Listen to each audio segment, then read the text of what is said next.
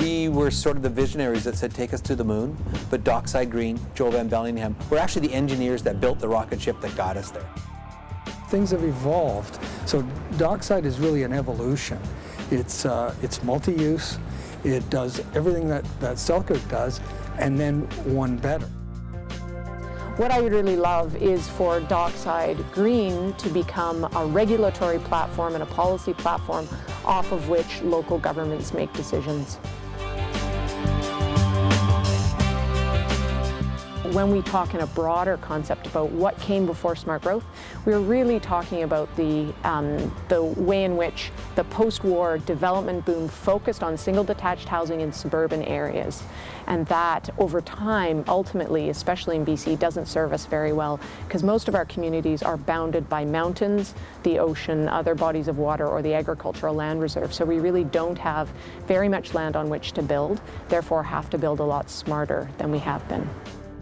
Well, what we're doing is we're redoing our official community plan, but as part and parcel of that is a recognition that sustainability is the blanket that overlays all of it.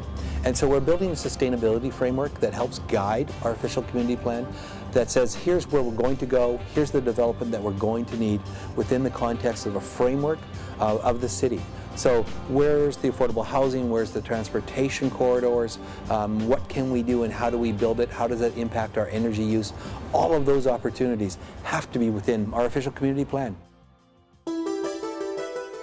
The first thing that I could point to is the Selkirk waterfront development. So that was a redevelopment of a significant industrial area. The architect and the developer worked extensively with the community in that area, and the community was very pleased with that process.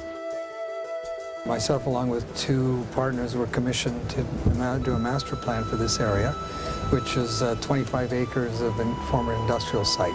We worked on a concept of mixed use and a multidisciplinary approach to the planning of it, and taking an urban design approach rather than a strictly conventional single-use approach.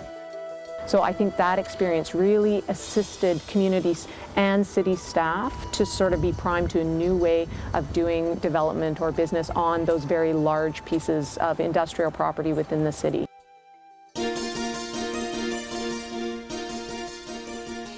The City of Victoria inherited a large chunk of brownfield land from the province. The actual story around that is I think we got the land for $1, and then about a month later they changed the regulations and we had $20 million worth of cleanup to make. So we had this challenge, this large brownfield, and what were we going to do with it? And the city said, you know what, let's make this into a sustainable development. How can we get the right developer to come forward and build a community within our downtown core, just on the edge of the downtown? I guess fundamentally this is a smart growth thing to do, which essentially works with land that is no longer used for the purpose it was originally used for, and that is industrial processes. When the request for proposal went out, it's a very unique RFP in that it took a triple bottom line matrix approach, so there were equal points for economic, social, and environmental viability of the project. So it had the support of the city, it had the support of the neighborhood and the community, and it was by far the best proposal. Dockside Green was light years ahead. Everybody else was meeting sustainability quotients, I think, as an aside to their development, whereas for Dockside Green, it was their development. It defined their development.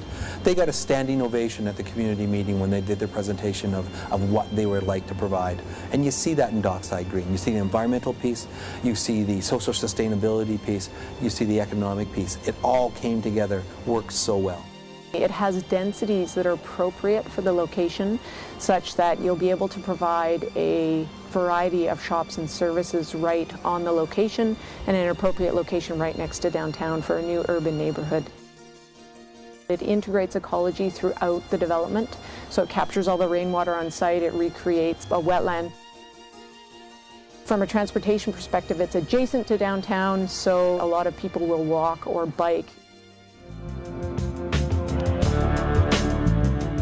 For me, Dockside Green should not be seen as the exception to the rule. It should now be seen as the new norm. Yes, it's unique, it's exceptional, but all it has done is broken the ground, shown where developers can go, where they should go. I don't think it's an eco-enigma. I think it sets a standard for large-scale redevelopment of industrial properties. And what I think it does is it's very instructive for local governments and for developers to have a look at Dockside and see what it can be incorporated into their new projects. Energy generation is still a potential there, but the next generation of redevelopment will have its own energy generation and take care of its own waste. It is the way for cities to step into the next urban century.